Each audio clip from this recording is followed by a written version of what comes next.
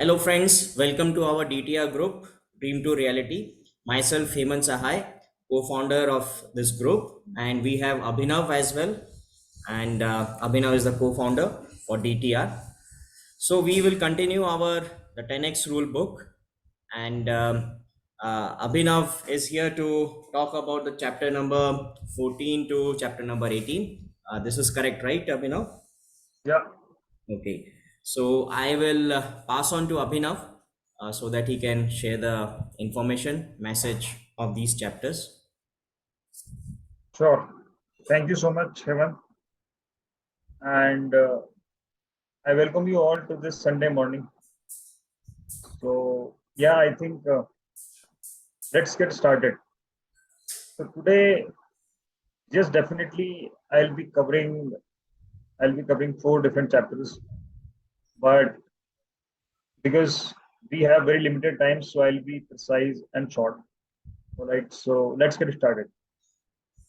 Couple of years back, when there was a pandemic situation and everybody was in panic, not only the health wise, but also the economy was not doing really well. And I know that a lot of people went into the trouble, and a lot of companies have contracted their businesses and they were struggling with their businesses. So they were trying to save themselves. And somehow they were trying to save a penny or two wherever they can. So that's the kind of attitude that we all have, isn't it? Yeah. And you might be thinking that yes, this is the right kind of thing that we should do. Right?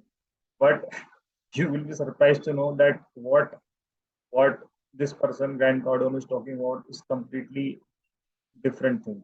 Right. So first you will think that no, this is not the right thing to do.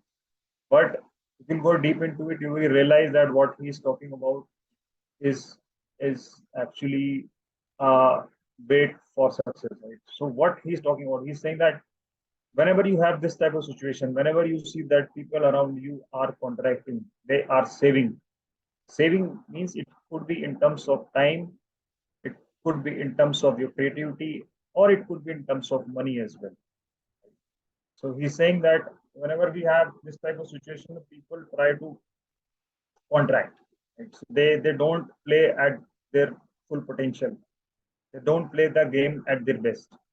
He's saying that that's the opportunity to grab the new customers, to expand yourself, and that's what a lot of rich people do, right? So in my opinion, I can share another example of Robert Kiyosaki, and I'm sure that he's a very famous author of the very famous book, the old book, Rich Dad and the Poor Dad, and many more. I've been following Robert Kiyosaki since long, and he is kind of opinion that he says that whenever people are trying to save money, whenever stock market is down, whenever we have this substitution, he's saying that be prepared and put all in. Don't save anything whenever you feel like that there is a situation, economy is going down, stock market down. So pour in your money, whatever you have, just put it. So that's what I did couple of years back when there was economic downtown. And let me tell you, right, even though I took a loan and put all my money there, but in just 2.5 years, the money has been tripled.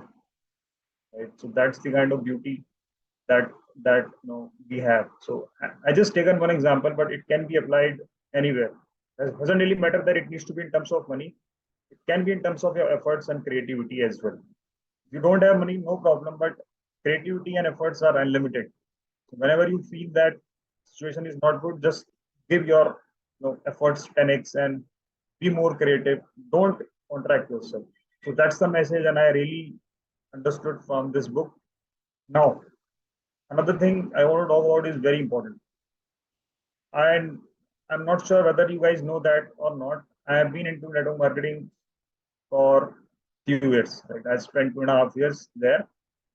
And yes, I when I started this network marketing, I was not very extrovert type of person. I was not very uh, very familiar with the sales process or was not familiar with calling the people. But somehow I started.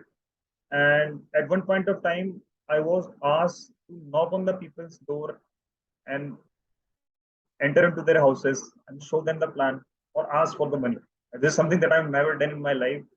But let me tell you from my experience that whenever I was about to ring the bell of somebody's house, na, my heart was beating like thug, thug, thug, thug, thug. I can literally, I was feeling that yes, my heart is beating very fast. So I happened. eh, That's what happened with me because I was really fearful. Right? Yes, it's very true that sky will not fall. Right? So what would happen? Let's say if I knock on somebody's door, I ring the bell, and somebody will say that I will not open the door. I am not interested. Right? So that's the worst thing that can happen. Right? Nothing more than that. But still, I was really fearful. And what I was doing, I was kind of thinking that it might not be a good time. The person might be busy, might be having lunch, might be having some discussion with his friends, or he might be enjoying his time. So it might not be a good time. So I used to procrastinate. My senior used to ask me, no, no, go. This is the time. Don't worry about anything. Just go and knock the door. But I was kind of planning more. I was thinking, no, this is not the good time. I was thinking a lot of different things was coming in my mind. But when I read this book, I realized that this is not a good approach. Why? Because the author is saying the more time you spend in preparation, you thinking that you are doing preparation, but this is not the preparation time. You are feeding your fear at that time because you are fearful, and if you are fearful about something, you should not wait. You should just go in. Don't worry about the preparation. So that's the kind of mind blowing thing that I learned from this chapter. And another thing I want to talk about is the time. How many of you are here who struggle with the time management? Of course, I am also the one. Right? Okay, all right. Thank you so much. So yes, I think that's the common problem that we all busy people have, right? So we are busy in our professions and our life. That's the truth. But author is saying that time management is something that is in your control. He's saying that he gave a very nice example. He's saying that because he has a lot of things to do, right? So he's saying that whenever he starts his date, so he has very less amount of time to spend with his family, with his daughter, with his wife. So what he did, he kind of planned something. He started waking up early in the morning, 1 hour before his wife, and he started waking his daughter as well, and both of them started waking up early in the morning. The wife was still sleeping, right? And that in 1 hour, both of them used to go to the nearby supermarket and has used to have good time together. And that's how he was able to spend some good time with this daughter, which was extremely important. And after that, he was consumed throughout the day in his office work, in his business and all. And once the day was over, again, because he was able to wake up his daughter early in the morning, so that's why his daughter was able to sleep early early in the night as well, 7 p.m. That's how he was able to get some time and was able to spend time with his wife as well. While the young child was sleeping, he was able to spend some time with his wife. So that's how he's saying that one option is to just let go with the flow. Whatever is coming in your plate, just react to it. Other way is to plan yourself, to manage yourself, to take control of your time and do the stuff that you want to do. He's not in an opinion that if he is very much occupied in his work, he should not spend time with his family. He is saying that I want all.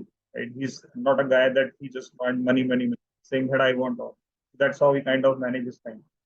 Other thing I'll touch upon quickly is very, very important. Last but not the least is the criticism. Right?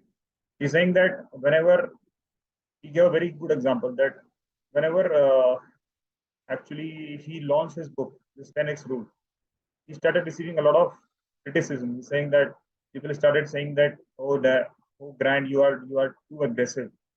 The title is too aggressive, and you made a lot of grammatical mistakes. This book is of no use. Right? But he's saying that yes, I listened to all of this, but I didn't pay any attention, even for a second. And guess what? This his book is now the New York Times bestseller. Right? So he's saying that whenever you start hitting big, people will start criticizing you. Right? So take it as a compliment. He's saying that if this is happening, so this means that you are heading in the right direction. Right? So that's what I think we all can follow. So criticism is the first step, is the sign that yes, you are doing something big. And then after criticism, it comes, he's saying that admiration comes. People will start to admire you after criticism phase. And then he's saying you will get the success. So yeah, so don't worry about the criticism if you are getting, so that's a good thing. So that's all I wanted to share. So I hope that you must have received some good insights. Thank you. Back to you, Hemant. Thank you, Abhinav. Thanks a lot. And you have explained, you have given the crux of all the four chapters, chapter number 14 till chapter number 18. 14 is expand, never contract. 15, burn the place down. 16 is fear is the great indicator. 17 is the myth of time management.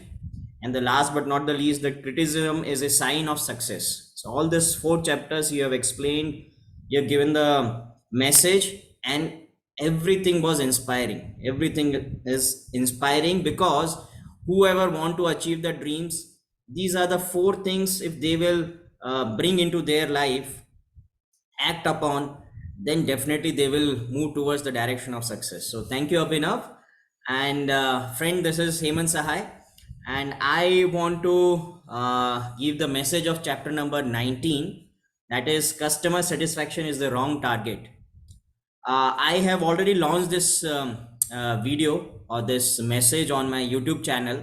So what I will do, rather talking again, I will play that video so that you can listen and you can learn from that, from the message, from that book and the chapter. So I will share my screen and I will play that video.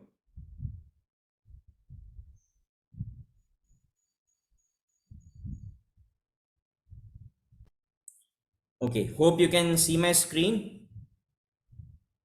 Okay, thank you.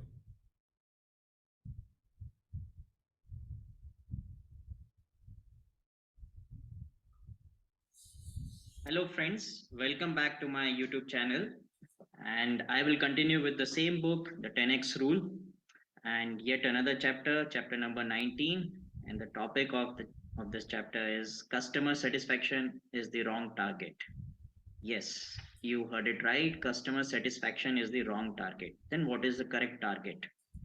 See, in this entire book, one thing which I really like about this book is in each and every chapter, whether it is related to following a 10x goal, 10x rule, about the fear, about the criticism which we have to face.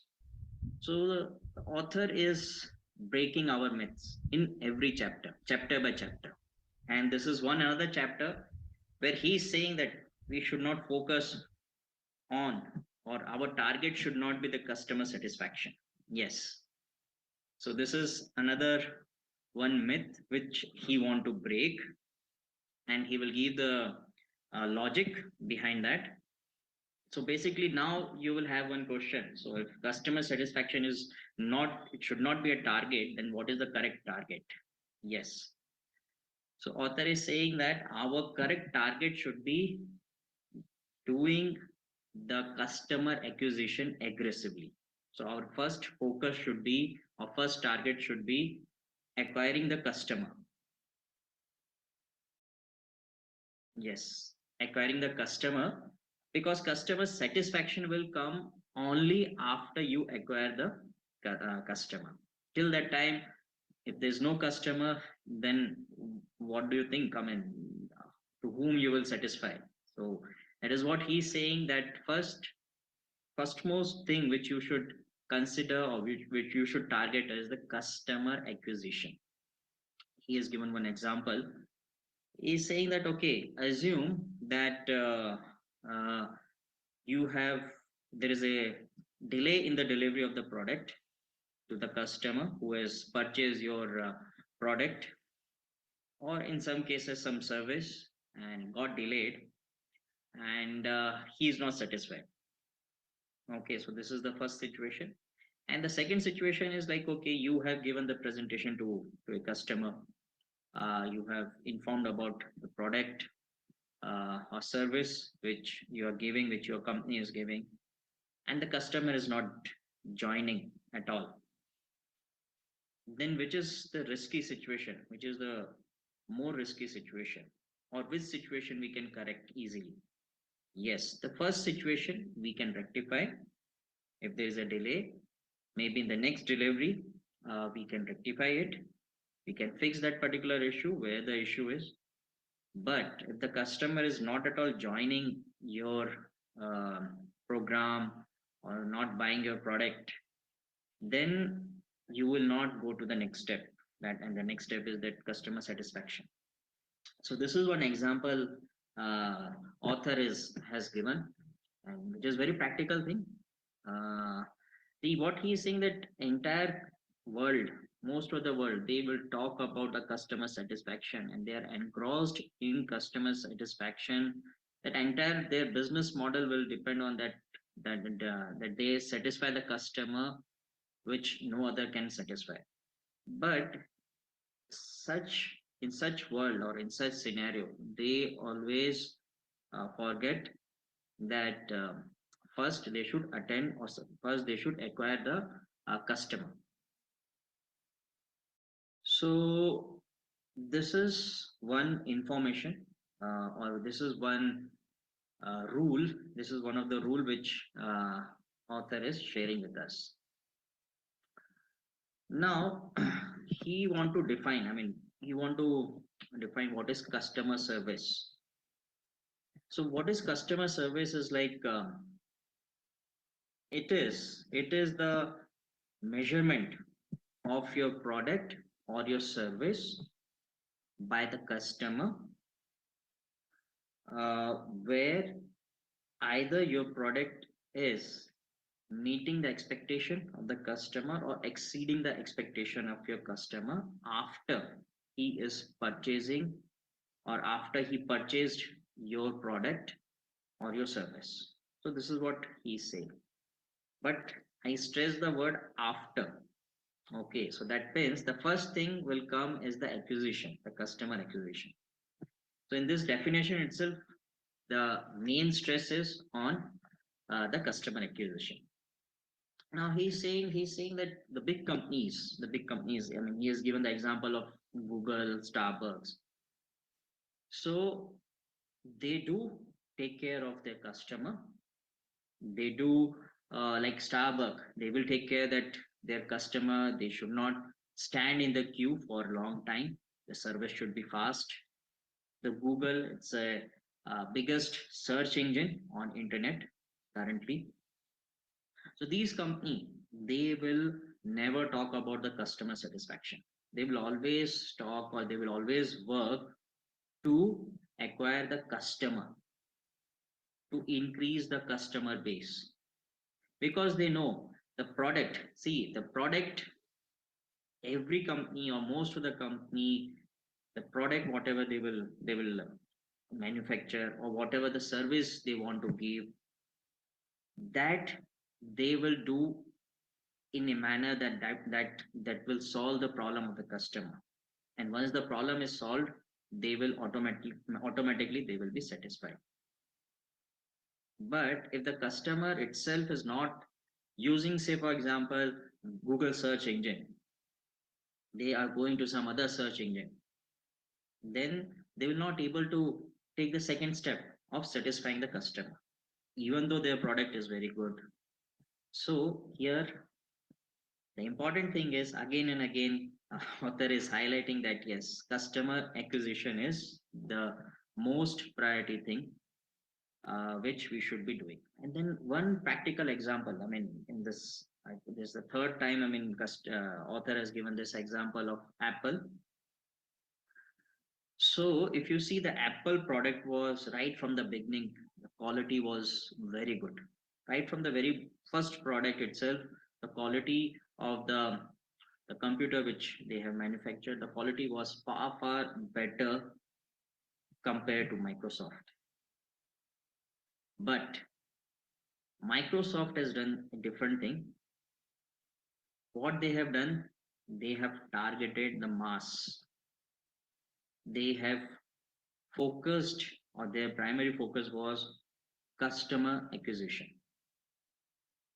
which Apple realized at a later stage. I mean, one decade later than the Microsoft, and then that time itself, I mean, they have started targeting the customer acquisition. They have changed the focus from customer satisfaction to customer acquisition.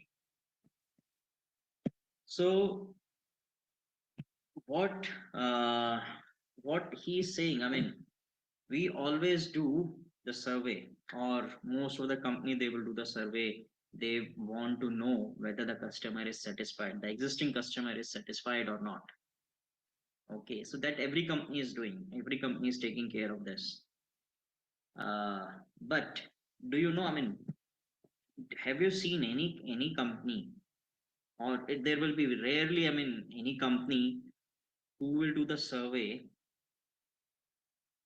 for their uh, for their prospects, or basically the customer who came to, or their probable customer who came to their shop, or to who came to their maybe website to get some service, but they are returning back, they are not joining the program, they are not buying your product. So company will never do the survey, or rarely they will do the survey of such kind of uh, their probable customer. So they are lagging behind that. They will only focus on customer satisfaction, but moment they will switch their focus towards finding out the reason why the customer has not purchased the product, why they have not enrolled the program. If they will start doing the survey for that, they will realize that there are a lot of room for the improvement. They will get a lot of suggestions through which they can improve. First thing, in the acquisition process, and then automatically they will know that, okay, what type of customer is coming, what is their expectation, and accordingly they can customize, they can modify their product or services. So this is the chapter number 19. Hope you like this chapter, the message given in this chapter by the author. And I will come again with the next chapter, chapter number 20. Till then, bye. Thank you. Okay, I mean, whenever I'm listening again and again, I mean, every time it will give more and more clarity, and it was really inspiring again. So, what kind of mistake? I will not say mistake, but what we are missing, what we are not focusing on, which is of utmost priority. This book is giving that all the clarity about that, and I really like book and every time I will read or I will listen uh, about this book, then I will learn new things. So this book is really great, and we'll come with another chapter next week. And till then, bye from my side. Abhinav, you want to add anything from your end? Yes, Hemant. Yeah, definitely. I think the way you explained this concept of customer acquisition, and you busted the myths about the customer satisfaction. So I think that gives a lot of clarity to everybody listening to us. So yeah, I think that's a, that's a good and precise explanation. Thank you so much. Yeah, Okay. thank you so much. Thank you, Abhinav. And bye to everybody. And see you next week in the same session. Till then, bye.